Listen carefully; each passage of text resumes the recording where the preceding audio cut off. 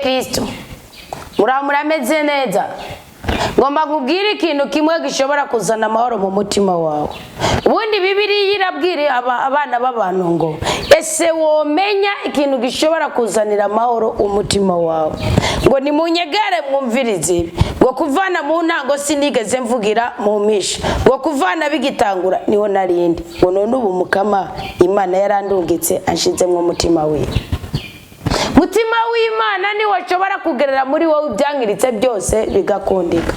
Mutima w'Imana ni washobora kugerera muri wewe ahatara amahoro hakaza amahoro, ahari amahane agakugwaho amahoro akinjira, ahari agahinda agahimbare kagaseruka. Mutima w'Imana azana n'imbaraga zisumbya ubukomeza abana b'abantu bananije ubuzima bwawe.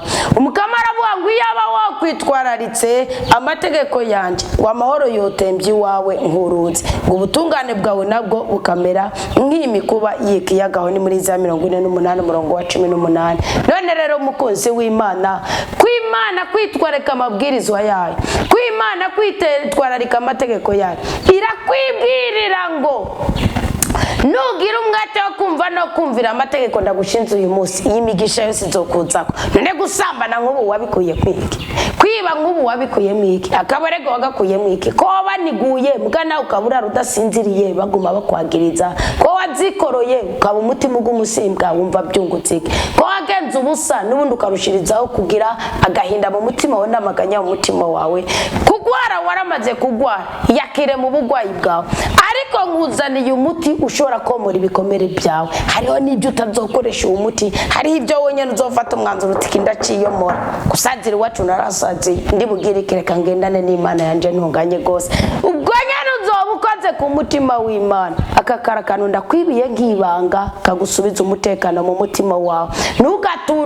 Ntugature ubuzwa n'ibyo utaragerako, izo zibika zaramagi ejo ni heza. Bibiliya iravuga ngo Uwiteka niwe mugabo wawe, none ko ari umugabo wawe azagwa byose ukafite byose. Kanatsinda Bibiliya navuga muri Zaburi 24 w'inzaburi ni feza n'iby'umukama.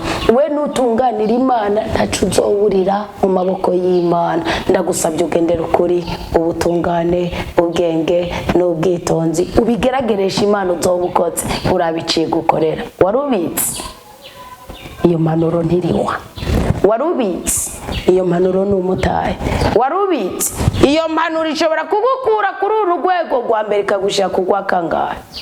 Tugira Kristo, Imana ibaha umugisha, munezerwe n'ubuzima.